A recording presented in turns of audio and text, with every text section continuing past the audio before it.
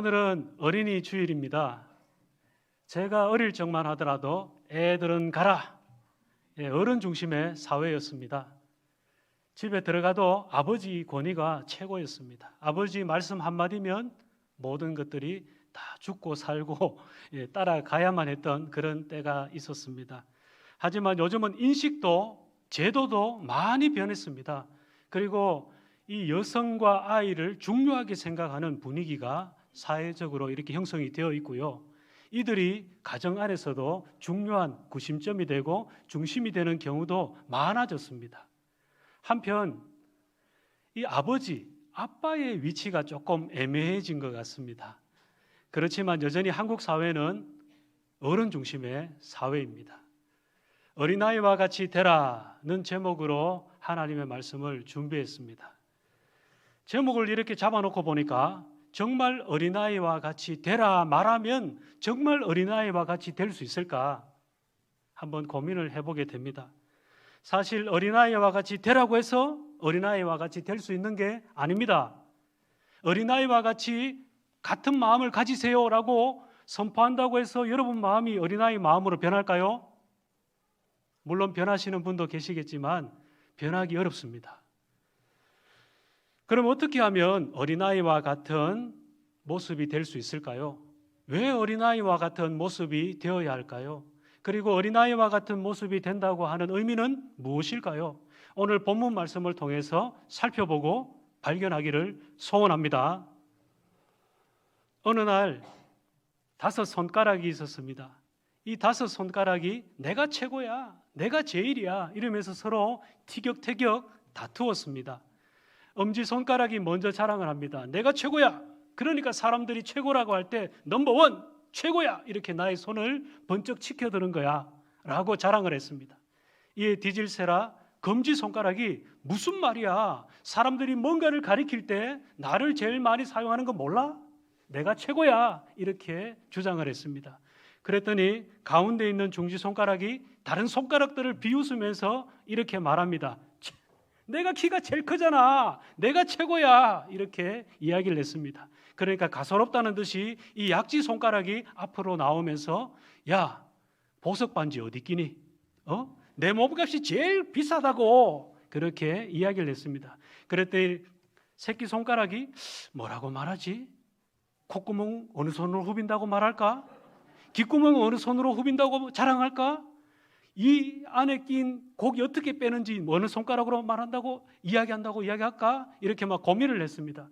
그러다가 뭐라고 이야기할까? 이렇게 이야기하다가 야, 너희들 나 없으면 다 병신이야 이렇게 이야기를 했다고 합니다. 이단 아닙니다. 오늘 말씀과 연결시키다 보니까 조금 무리하게 나갔습니다. 여러분, 인간들에게 할 수 있는 가장 잔인한 말들 중에 하나가 바로 용서하십시오, 이 병신이라는 말입니다. 장애가 있는 분의 몸을 비하하는 비인격적인 욕이 바로 병신이잖아요. 이 말을 다시 재해석하면 이것은 쓸모없는 존재라고 우리가 말할 수도 있겠죠. 사람에게 있어서 너 쓸모없는 존재야, 너 병신이야 이렇게 이야기를 하면 정말 엄청나게 잔인한 욕이 된다는 것입니다. 여러분, 근데요, 세상에 존재하는 모든 것들은 다 고유의 의미가 있습니다. 각각의 가치가 있습니다. 하나님이 그렇게 우리를 고유의 의미를 두고 가치를 두고 만들어 주셨습니다. 이것 하나 뭐 하나 하나님이 쓸모없는 것 없이 다 가치 있게 각각 의미를 부여해서 만들어 주셨습니다. 그러므로 하나님이 만드신 모든 것은 여러분 모두는 다 선합니다. 다 선해요. 그리고 존귀합니다. 하나님이 필요하시기 때문에 여러분을 만드셨습니다. 여러분, 지난 화요일에 제가 유튜브를 시간이 나서 잠시 보게 되었는데요. 요즘 꿀벌들이 많이 사라졌다고 합니다. 여러분, 꿀벌에 관심이 좀 있으십니까? 꿀벌들이 많이 없어졌대요. 지구온난화, 이상기후, 날씨 때문에 많이 없어졌습니다. 그리고 자연 환경이 오염되어서 개체수가 많이 줄었다고 합니다. 여러분, 다른 곤충들도 마찬가지겠죠. 비단 꿀벌뿐이겠습니까? 다른 곤충들도 마찬가지입니다. 많이 없어졌습니다. 많이 사라졌습니다. 많이 죽었습니다. 여러분, 꿀벌이 없어지면 어떻게 될까요? 당연히 벌꿀 생산도 어렵습니다. 근데요, 더 심각한 것은 농작물의 성장과 생산에 큰 영향을 준다는 것입니다.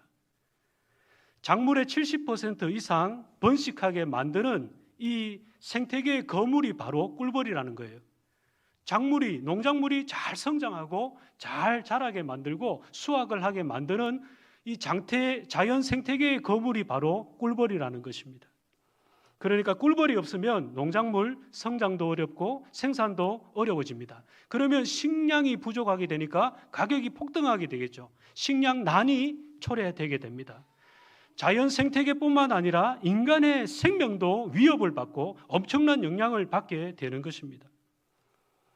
어떤 학자가 이렇게 이야기해요. 꿀벌이 없어지면 모든 인류는 4년 안에 멸망한다. 이 손톱만한 꿀벌이 아무것도 아닌 게 아닙니다. 하찮은 게 아닙니다. 미물이라고 우습게 여기시면 안 됩니다. 꿀벌 없어지면 우리 다 죽는 겁니다. 여러분, 하나님 만드신 거 어느 것 하나 쓸모없는 것 하나도 없습니다. 다 소중합니다. 다 필요해서 우리 하나님께서 만들어 주셨습니다. 그러니까 작다고 힘없다고 무시해서는 안 되겠죠. 말 못하는 하찮은 미물이라고 해서 벌레라고 해서 우습게 보면 안 됩니다. 무시하면 안 되겠죠. 소중합니다. 그런데 바퀴벌레는 좀 그렇더라고요. 다른 거 다 소중하게 볼 수 있겠는데 바퀴벌레는 도저히 못 견디겠더라고요. 예. 5손가락이 내가 제일이야, 내가 최고야 이렇게 서로 티격태격 다투면서 서로 논쟁하고 했던 것처럼 오늘 예수님 앞에 이 예수님의 제자들도 내가 크니 네가 크니 이런 논쟁을 하면서 다투었던 이야기가 오늘 본문에 나오는 말씀입니다. 같은 본문을 다루고 있는 본문이 병행 본문이라고 그러잖아요. 마가복음 9장 33절에 보면 가버나움 길에서 제자들이 네가 크냐 내가 크냐 서로 논쟁하며 다투었다고 말씀하는 내용이 나옵니다. 오늘 본문은 예수님 제자들이 예수님 앞에 나와서 천국에는 누가 큽니까? 라고 질문을 던지면서 이야기가 시작됩니다. 아마도 제자들끼리 내가 먼저 제자가 됐잖아, 내가 먼저잖아, 내가 높잖아, 내가 먼저야 이렇게 서로 다투는 서열 문제 때문에 다툼이 있었기 때문에 이런 질문을 예수님께 드리지 않았을까라는 생각을 해보게 됩니다. 1절 말씀 우리 같이 한번 읽어볼까요? 1절입니다. 시작. 그때 제자들이 예수께 나와 이르되 천국에서는 누가 크니까? 그때에 그러면서 이야기를 시작하고 있습니다. 여기서 그때는 예수님께서 자신이 당하실 순환, 고난을 제자들에게 말한 직후에라는 의미입니다. 예수님께서는 자신이 당하실 고난을 예언했음에도 불구하고 제자들은 깨닫지 못하고 천국에서는 누가 높을까, 누가 클까 이것으로 논쟁을 했다는 것입니다. 제자들의 지금 관심사가 무엇인지 우리는 발견할 수 있습니다. 무엇에 온통 마음을 빼앗겼는지 우리는 발견할 수 있습니다. 주님이 다스리시는 그 나라가 이루어지면 누가 높은 자리에 앉게 될 것인가? 제자들이 거기에 온통 관심을 기울이고 혈안이 되어 있었다는 것입니다. 여러분, 만약에 우리 예수님께서 왜 죽으셔야만 했는지 그 죽음의 이유를 알았더라면 이렇게 어리석은 다툼을 하지 않았을 것입니다. 옆에 있는 동료들을 귀한 마음으로 바라보았다면 이 동료에 대해서 어리석은 논쟁, 이기적인 논쟁, 다툼을 하지 않았을 것입니다. 자신만 아는 이기적인 생각과 이런 마음이 있었기 때문에 갈등과 다툼이 일어나게 되는 것입니다. 내가 더 낫다 이런 마음이 있기 때문에 겸손해지기 어려운 것입니다. 교회 안에서도 여러분 한번 보십시오. 이런 다툼과 갈등이 왕왕 일어나지 않습니까? 많은 경우에 남을 생각하지 않기 때문에, 남을 배려하지 않기 때문에 이기적인 말과 이기적인 행동으로 인해서 사람들이 다투고 갈등이 일어나는 것 아니겠습니까? 자기 주장만 하기 때문에, 자기 생각만 하기 때문에 다툼이 일어나는 것 아니겠습니까? 여러분, 예수님이 세우실 나라는 이런 나라 아닙니다. 이 세상 나라 아닙니다. 하나님의 나라입니다. 하나님의 나라에서는 유대인들만의 왕도 아니고 만왕의 왕이 되십니다. 제자들은 이것을 전혀 깨닫지 못하고 미처 생각하지 못했던 것입니다. 알았더라면 싸우지 않았을 거예요. 알았더라면 다투지 않았을 것입니다. 이 예수님께서는 어린아이 하나를 부르셔서 제자들 가운데 세우시고 이렇게 이야기하십니다. 2절 3절 우리 같이 한번 읽어보겠습니다. 2절 3절 시작. 예수께서 한 어린아이를 불러 그들 가운데 세우시고 이르시되 진실로 너희에게 이르노니 너희가 돌이켜 어린아이들과 같이 되지 아니하면 결단코 천국에 들어가지 못하리라. 예수님께서 한 어린아이를 제자들 가운데 부르셔서 불러 세우셨습니다. 이때 어린아이가 어떻게 반응했을까요? 얘야 이리 와봐. 예수님이 부르셨을 때 어린아이가 어떻게 반응했을까요? 예 하고 순종하면서 어른 앞으로 나아왔을 것입니다. 어린아이들은 이렇게 말을 잘 듣습니다. 그런데 어른들은 어때요? 이리 와봐요 이렇게 부르면 어른들은 네가 와라. 내가 왜 가? 네가 와야지 이러면서 자존심을 세우기도 하고요. 고집을 부리기도 합니다. 어른들 말씀 잘 안 듣는 경우가 많이 있습니다. 그러나 어린아이들은 말을 잘 듣습니다. 어른들 말을 잘 듣습니다. 요즘은 예수님이 말씀하십니다. 돌이켜 어린아이와 같이 되지 아니하면 결단코 천국에 들어가지 못한다고 말씀하십니다. 결단코가 뭐예요? 절대로 천국에 들어갈 수 없다고 예수님이 말씀하고 계십니다. 그러니까 예수님을 믿는 사람이라면, 예수님을 믿는 우리라면 어린아이와 같이, 돌이켜 어린아이와 같이 바뀌어야 된다는 말씀입니다. 어린아이와 같이 바뀌지 않으면 천국에 들어갈 수 없다고 예수님이 분명하게 말씀하고 계시거든요. 그렇다면 도대체 어린아이와 같이 된다는 것은 무슨 말일까요? 예를 들면 지금까지 내가 가지고 있던 생각, 인식, 가치관, 세계관 이런 것들 철저하게 다 버려야 된다는 것입니다. 예수님 믿기 전부터 갖고 있었던 나만의 생각, 세상적인 관심, 세상적인 사고방식, 세속적인 가치관 이런 것들 다 버려야 된다는 것입니다. 버리지 못하고 예수 믿기 이전과 똑같은 삶을 지금도 살아가고 있다면 그분은 정말 소망 없는 심각한 문제의 삶을 살아가고 있는 것입니다. 이런 것들을 우리는 철저하게 버려야 될 것입니다. 예수님이 추구하시는 생각, 예수님이 원하시는 가치관, 예수님이 원하시는 세계관, 예수님이 원하시는 인식 체계로 우리의 지평이 달라지고 우리의 생각과 인식이 바뀌어져야 할 것입니다. 그렇지 않다면 어린아이와 같이 되려고 하는 마음 자체가 없는 것이죠. 물론 우리가 어린아이처럼 되고 싶다고 해서 되는 건 아닙니다. 하나님이 은혜를 주셔야, 하나님이 은혜를 주셔야 하나님에 대해서 내가 알아야, 하나님을 아는 지식이 있어야 그 하나님의 은혜로 내가 변화되는 것이잖아요. 예수님께서 다스리실 천국에서 누가 큰지 묻는 제자들에게 천국에서 누가 큰지 누가 높은지 그거 이야기하기 전에 너희가 먼저 천국에 들어갈 수나 있는지 한번 생각해 보라는 의미에서 제자들을 가운데 어린아이를 불러놓고 어린아이와 같이 되지 아니하면 천국에 들어갈 수 없다고 말하시는 겁니다. 천국에 들어가실 자신이 있습니까? 어린아이와 같이 되지 아니하면 결단코 절대로 천국에 들어갈 수 없다고 우리 주님이 분명하게 말씀하고 계십니다. 그럼 우리가 천국에 들어가기 위해서는 어떻게 해야 될까요? 한번 따라합시다. 돌이켜야 합니다. 옆에 분에게 한번 이야기합시다. 돌이켜야 합니다. 그래도 얼굴도 안 돌이키고 말이지. 돌이켜야 합니다. 예. 천국에 들어가려면 돌이켜야 합니다. 예수님도 그러시잖아요. 너희가 돌이켜라고 예수님이 분명하게 강조하시잖아요. 여러분, 돌이킨다는 것은 회심한다는 것입니다. 여러분, 천국에 들어가기 위해서는 신학적인 용어로 중생과 회심이 일어나야 됩니다. 중생, 거듭남, 회심, 회개, 참된 회개가 일어나지 않으면 천국에 아무도 못 들어갑니다. 중생 거듭남이 있어야 되고 참된 회개, 회심이 일어나야 천국에 들어갈 수 있습니다. 두 가지 조건이 충족되어야 됩니다. 단순한 변화가 아니에요. 전인격적인 변화가 일어나야 됩니다. 근본적인 변화가 일어나야 됩니다. 단순하게 변화해서는 천국에 못 들어갑니다. 어느 날 캄캄한 밤에 한밤중에 니고데모라는 바리새인이 예수님을 찾아왔던 것을 우리는 성경을 통해서 읽었습니다.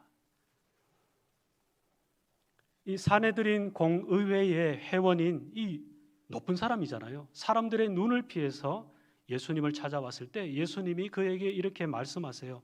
사람이 물과 성령으로 거듭나지 아니하면 하나님 나라를 볼 수 없느니라. 예수님이 말씀하셨어요. 하나님 나라를 볼 수 없다는 것은 하나님 나라에 들어갈 수 없다는 거잖아요. 우리는 거듭나야 하고 우리는 돌이켜야 합니다. 거듭난다는 것은 하나님의 자녀로 다시 태어나는 거잖아요. 하늘로부터 다시 태어나는 거잖아요. 성령의 능력으로 다시 태어나는 거잖아요. 돌이킨다는 것은 내가 회개하고 변화되는 것입니다. 그래야만 우리가 하나님 나라를 볼 수 있느니라. 하나님 나라를 볼 수 있다는 것입니다. 그래서 예수님께서 사역을 처음으로 시작하시면서 선포하셨던 말씀 기억나십니까? 회개하라, 천국이 가까이 왔느니라. 회심해야 된다는 것입니다. 회개해야 된다는 것입니다. 돌이켜야 천국에 들어갈 수 있다는 말씀입니다. 그리고 우리가 천국에 들어가려면 두 번째로 어떻게 해야 될까요? 한번 따라합시다. 어린아이와 같이 되어야 됩니다. 우리 옆에 분에게 한번 이야기합시다. 어린아이와 같이 되어야 합니다. 네, 그렇다고 우리가 어린아이처럼 천국 들어가게 해주세요 막 울며 불며 떼쓰고 이러라는 거 아닙니다. 어린아이처럼 막 난리치라고 이런 거 아닙니다. 어린아이들이 배가 고프면 어떻게 해요? 엄마를 찾잖아요. 자기가 주방에 가서 막 고기 다지고 돈가스 튀기고 막 이렇게 만들어 먹는 애들 없잖아요. 엄마를 찾습니다. 배가 고프면. 우리 애들은 냉장고를 열던데 하여튼 엄마를 찾아요. 용돈이 필요하면 누굴 찾을까요? 뭐 아빠를 찾든지 할아버지를 찾든지 부모님을 의지하죠. 무슨 말을 꺼내고 싶냐면 어린아이와 같이 의존적인 존재가 되어야 된다는 것입니다. 전적으로 하나님만 의지하는, 전적으로 하나님만 의존하는 이런 존재가 되어야 된다는 것입니다. 하나님 아버지, 저는 아무것도 아닙니다. 아무것도 할 수 없습니다. 하나님이 아니면 저 천국에 들어갈 수 없습니다. 주님이 필요하고 주님의 은혜가 필요합니다. 주님밖에 의지할 분이 없습니다. 주님 불쌍히 여기주시고 구원해 주십시오. 천국 들어가게 해 주십시오. 이런 어린아이와 같은 겸손한 마음으로 전적으로 의지하는 의존적인 자세가 되어 있어야 천국에 합당한 사람이라는 것입니다. 하나님의 은혜 때문에 천국에 들어가는 사람은, 하나님의 은혜 때문에 천국에 들어가는 사람은 자신이 얼마나 보잘것없는 존재인지 확실하게 아는 사람입니다. 자신이 천국 들어가는 것을 확신하는 사람은 자기가 얼마나 하나님 앞에서 보잘것없는 사람인지, 하나님이 얼마나 전적으로 자신을 구원해 줬는지 분명하게 선명하게 아는 사람입니다. 예수님의 제자들은 예수님의 십자가 고통, 고난 이런 거 생각하지 않았습니다. 예수님의 영광, 예수님의 좋은 것 이런 것만 생각했습니다. 치러야 될 전쟁 생각하지 않았습니다. 대가 치를 생각하지 않았습니다. 승리만을 생각하고 있었습니다. 그리고 하나님 나라, 천국의 의미에 대해서 잘못 이해하고 있었습니다.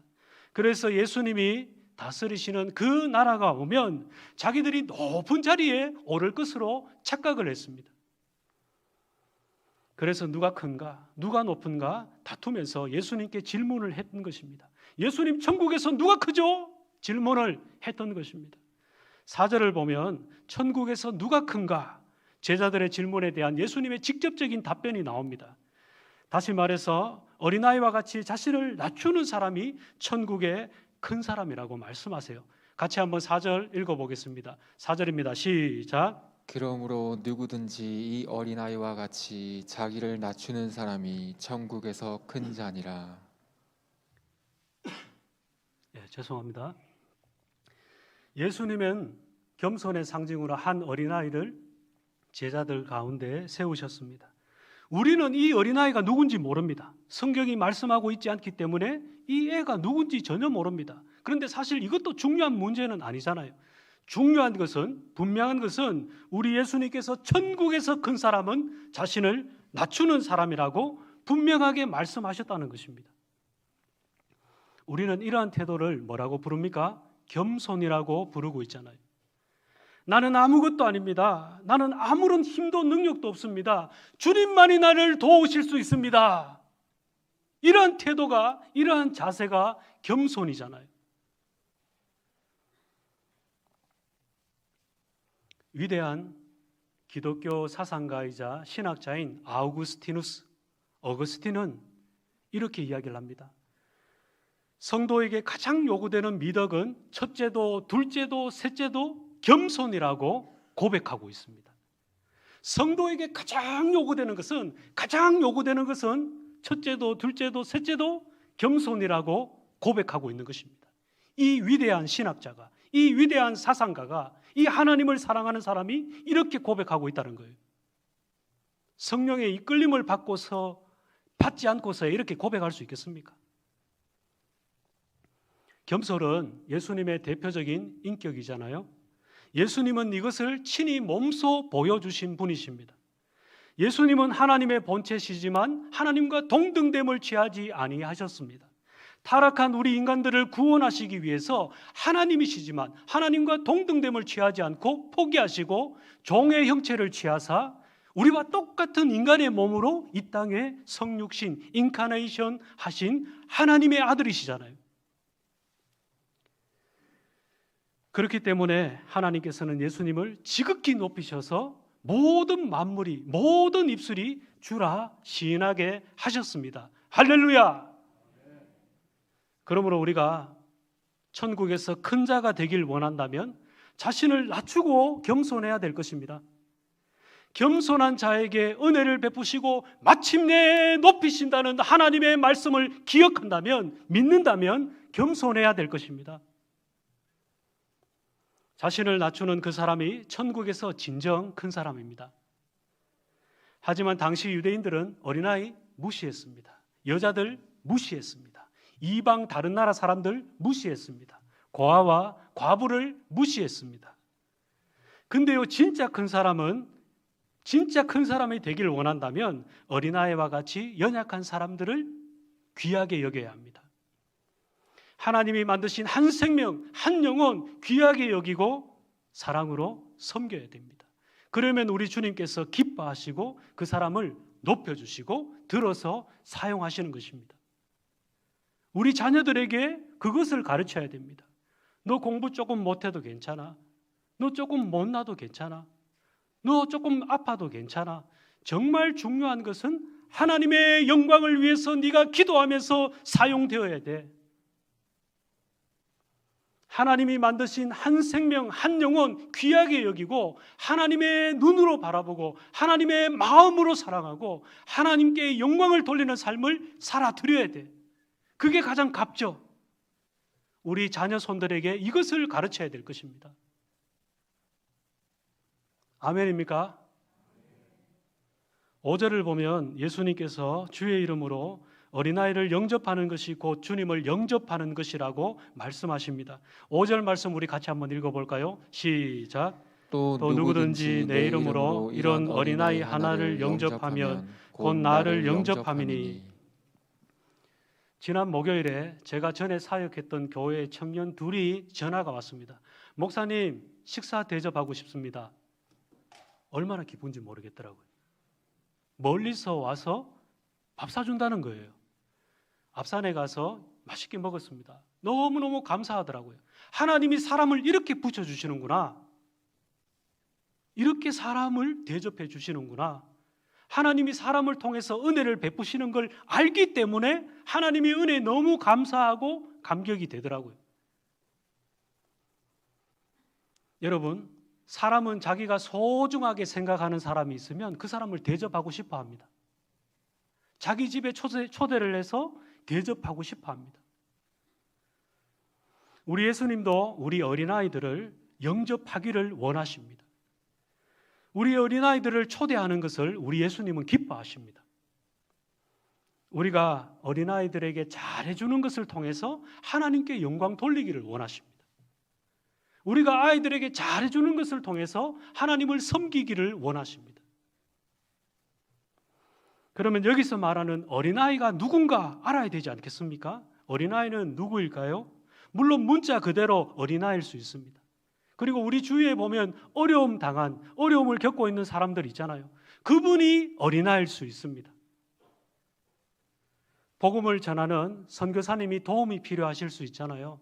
그분이 어린아이가 될 수 있습니다. 경제적인 어려움을 겪고 있는 성도, 이웃이 있을 수 있잖아요. 그분이 어린아이가 될 수 있습니다. 코로나 확진으로, 질병으로 고통받고 있는 성도나 누군가가 있을 수 있잖아요. 그분이 바로 위로가 필요한 어린아이일 수 있습니다. 도움의 손길이 필요한 모든 분들이 어린아이일 수 있습니다. 그리고 그런 분들을 도와주는 게 예수님을 도와주는 것이라고 우리 예수님이 말씀하고 계십니다. 제가 언제 예수님을 도왔습니까? 제가 언제 예수님을 대접했습니까? 아무것도 아닌 것처럼 여겨지는 보잘것없는 사람 해줬잖아. 예수님께 하신 것입니다. 어려움 겪고 있는 선교사님 도와드리는 것, 그 선교사님 도왔다고 생각하지 마세요. 하나님 나라를 위해서 함께 선교에 동참했다고 생각하시면 돼요. 그러면 선교하러 나가는 분이나 선교하러 도와주는 분이나 동일하게 상급을 받으실 줄 믿으셔야 돼요. 나가는 선교사, 보내는 선교사, 기도하고 후원하는 선교사 모두가 하나님의 선교에 동참하는 것입니다. 여러분, 어떻게 하면 어린아이를 귀하게 섬기고 영접하고 대접할 수 있을까요? 어떻게 섬길 수 있을까요? 섬기려는 사람이 낮아져야 합니다. 낮아져야 섬길 수 있습니다. 낮아지지 않으면 영접할 수도 섬길 수도 없습니다. 그리고 업신여겨서도 안 되겠죠. 무시해서도 안 됩니다. 소중하게 대해야 합니다. 왜냐하면 누군가를 경멸하고 누군가를 업신여기고 누군가를 우습게 보면 그 사람을 지으신 누구를 우습게 보고 경멸하고 멸시하는 것입니까? 그를 만드신 분을 경멸하고 무시하고 우습게 보는 거예요. 어린아이 하나 나에게 찾아왔을 때 무시하고 깔보고 우습게 보면 그 어린아이를 통해서 하나님이 하실 놀라운 일들이 있는데 그 아이를 빚어가시는 하나님을 무시하고 경멸하고 깔보는 거예요. 조심해야 됩니다. 근데요, 겸손은 절대로 그냥 되지 않습니다. 하나님 앞에 연단받고 연단받은 사람이 겸손해질 수 있습니다. 하나님 앞에 은혜 받고 은혜 받은 사람이 겸손해질 수 있습니다. 그런 사람이 다른 사람도 나처럼 소중한 사람인 것을 알고 겸손하게 대접할 수 있는 것입니다. 영접은 받아들이는 거잖아요. 영접은 환영한다는 의미를 포함하고 있습니다. 그러니까 기쁘게 즐겁게 맞아들이고 대접하는 것입니다. 어린아이라도 사회적 약자라도 하나님이 그 사람을 얼마나 귀하게 여기시는지 모릅니다. 우리는 사람을 종종 무시해왔습니다. 사람들을 판단하고 정죄하고 정색하고 사람들을 평가했습니다. 우리 예수님을 평가하는 것입니다. 우리 예수님을 깔보는 것입니다.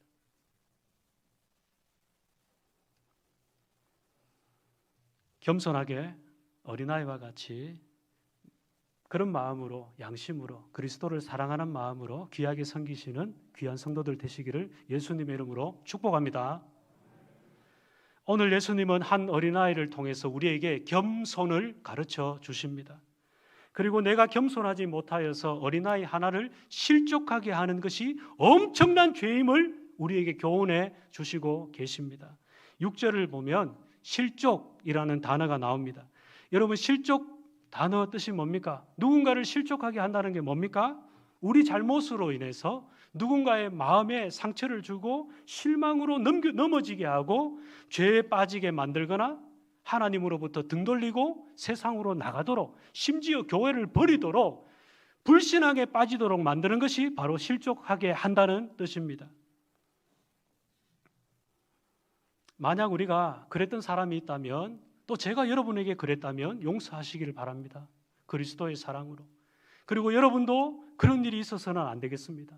누군가를 실족하게 하는 것이 얼마나 엄청난 죄인지 우리 예수님이 어떻게 말씀하시는지 한번 여러분들이 보시길 바랍니다. 6절 말씀 우리 같이 한번 읽어볼까요? 6절입니다. 시작. 누구든지 나를 믿는 이 작은 자 중 하나를 실족하게 하면 차라리 연자 맷돌이 그 목에 달려서 깊은 바다에 빠뜨려지는 것이 나으니라. 아멘. 여기서 말하는 작은 자는 누구를 의미할까요? 5절의 어린아이는 물론이고 어려움을 겪고 있는 분들이 어린아이라고 말씀을 드렸습니다. 6절에 나를 믿는 작은 자는 초신자, 믿음이 약한 자, 믿음이 어린 자, 이런 분들을 가리킵니다. 그래서 작은 자가 실족한다는 것은 먼저 믿은 내가, 중심이 있는 교회가 그 사람에게, 믿음이 어린 그 사람에게 상처를 주고 그 사람을 넘어지게 만들고 불신앙에 빠지게 만들고 심지어 신앙을 버리게 만든다는 것입니다. 먼저 믿은 내가, 선배인 내가, 교회가 그 사람을 실족하게 만드는 것입니다. 예를 들어서 교회에 분쟁이 있으면 어떻게 됩니까? 우리 교회는 지금 굉장히 화평합니다. 화목합니다. 분쟁이 있으면 어떻게 돼요? 목사님과 장로님들이 싸우는 경우를 많이 봤습니다. 성도들이 어떻게 해요? 상처를 받습니다. 충격을 받습니다. 믿음이 연약한 성도들 다른 데로 가버립니다. 다른 교회에 가면 그나마도 좀 괜찮을 것 같아요. 건강한 교회, 예수님 말씀에 의지해서 잘 섬기는 교회 괜찮습니다. 그런데 다른 곁길로 나가버리거나 세상에 방황하거나 쓰러져서 울고 있으면 어떡하겠습니까? 장로님들끼리 서로 싸우면 어떻게 되겠습니까? 교회가 분열되는 것이잖아요. 예수님의 몸을 찢는 것이잖아요. 성도가 상처를 받습니다. 충격을 받습니다. 실족하게 되는 것이죠. 그러면 예수 닮지 못한 그 장로님, 그 목사님, 그 성도님 모습을 보고 성도는 충격을 받고 나가버리는 것입니다.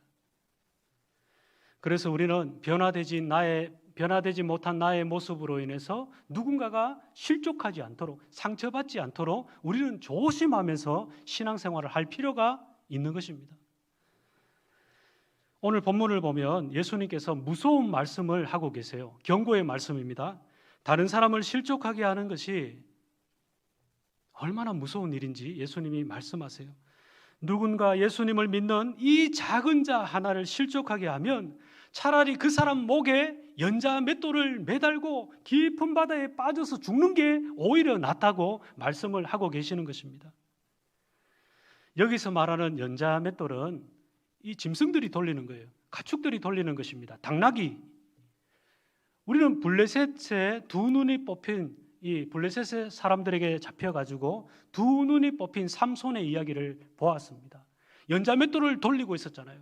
짐승들이나 가축들이나 이 당시의 노예들이나 돌리던 큰 맷돌이 연자 맷돌이었어요. 여러분, 그 큰 연자 맷돌이 목에 달린 채로 깊은 바다에 빠뜨려지면 어떻게 되겠습니까? 그 사람 살아날 수 있을까요?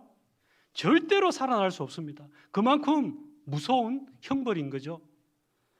작은 사람 한 사람이라도 실족하게 하는 것보다 차라리 연자 맷돌을 목에 달고 깊은 바다에서 죽음을 당하는 게 더 낫다고 말씀을 하시는 거예요. 아주 비참하고 끔찍한 우리 주님의 경고의 말씀입니다. 한편 그런 경우도 있습니다. 나는 실족하라고 말씀드린 게 아닌데, 실족하라고 상처받으라고 말한 게 아닌데, 그래서 한 일도 아니고, 그래서 그렇게 한 설교도 아닌데 괜히 상처를 받고 유독 상처를 받는 분도 계십니다. 저는 우리의 믿음이 성숙해지기를 소망합니다. 우리의 믿음이 성숙해질 필요가 있습니다. 별것 아닌 일에 우리가 상처를 많이 받습니다.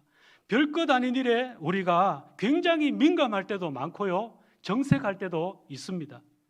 내 안에 은혜가 없기 때문에 그런 경우가 많이 있습니다. 은혜가 있으면 괜찮아요. 은혜가 없기 때문에 내 마음이 불평이 있는 것입니다. 은혜가 없기 때문에 두려움이 있는 것입니다. 은혜가 없기 때문에 짜증이 나고 불평이 나는 것입니다. 목요일에 저에게 식사를 대접해 주기 위해서 2명의 청년이 찾아왔잖아요. 그 청년 중에 한 명이 이렇게 고백을 하더라고요. 코로나로 인해서 1년 동안 교회에 못 나갔대요. 그랬더니 얼굴이 얼마나 깜깜한지 다른 사람들이 보기에도 너무 얼굴이 어둡게 보였대요. 그런데 다시 신앙생활을 시작하고 교회에 나가기 시작하니까 기뻐 죽겠대요. 얼마나 마음이 기쁜지. 일이 전에보다 3배나 늘었어요. 승진했어요. 하나님이 최연소 과장으로 승진을 시켜주셨더라고요. 일도 3배나 많고 너무너무 바쁘면 짜증이 나고 불평이 나올 수 있잖아요. 그런데 기쁘대요. 즐겁대요. 일은 많아지고 힘든데 신앙생활을 하니까 하나님이 은혜를 주시니까 너무너무 기쁘대요. 즐겁대요. 얼굴이 환하더라고요. 얼굴에 웃음이 가득하고 얼굴이 환하더라고요. 하나님이 은혜를 주시니까 그런 것 같아요. 우리가 예배 가운데, 성도 간의 교제 가운데 하나님의 말씀을 읽는 가운데 하나님의 은혜가 우리에게 임하면 짜증나고 불평이 생기고 상처가 될 만한 문제인데도 전혀 그게 문제가 되지 않는 것입니다. 그냥 넘어갈 수 있다는 말입니다. 바라기는 우리 모두에게 하나님의 은혜가 있고 믿음이 성숙해지기를 소망합니다. 그래서 우리 삶에 기쁨이 있고 평강이 있고 하나님이 주시는 마음의 넉넉함이 있기를, 그래서 우리 예수님이 기뻐하시는 우리의 삶이 되기를 예수님의 이름으로 축복합니다. 끝났다고 생각하면 경기도 밑에 오산입니다. 예, 말씀을 맺겠습니다. 좋은 분이 계셔가지고 우스갯소리 했으니까 용서하시고요. 실족하지 마시고 말씀을 맺겠습니다. 다른 사람을 실족하게 하는 사람에 대해서 우리 예수님께서 엄하게 경고를 하십니다. 사랑하는 성도 여러분, 우리가 이런 형벌을 면하려면 어떻게 해야 될까요? 겸손하게 사람들을 대하고 섬겨야 할 것입니다. 우리의 무지, 우리의 부주의로 인해서 믿음이 연약한, 믿음이 어린 성도들에게 상처를 주는 것이 아니라 겸손하게 대하고 사랑으로 섬겨야 할 것입니다. 그리스도의 사랑으로 바라보고 대해야 할 것입니다. 세상에 별 볼 일 없다고 생각이 되고 보잘것없는 사람일지라도, 어린아이일지라도, 사회적 약자라고 할지라도 마음을 열고 살갑게 말하고 살갑게 대하고 겸손하게 섬기고 사랑으로 대하는 우리가 되어야 할 것입니다. 누구에게 하는 거라고요? 예수님께 하는 겁니다. 그러면 더더욱 그렇게 해야 됩니다. 우리 주님은 그런 사람을, 그런 겸손한 사람을 귀하게 보십니다. 그런 겸손한 사람을 높이시고 사용을 하십니다. 저를 한번 따라하겠습니다. 주님은 겸손한 사람을 귀하게 보신다. 우리 옆에 사랑하는 눈빛으로 한번 이야기하겠습니다. 주님은 겸손한 사람을 귀하게 보신다.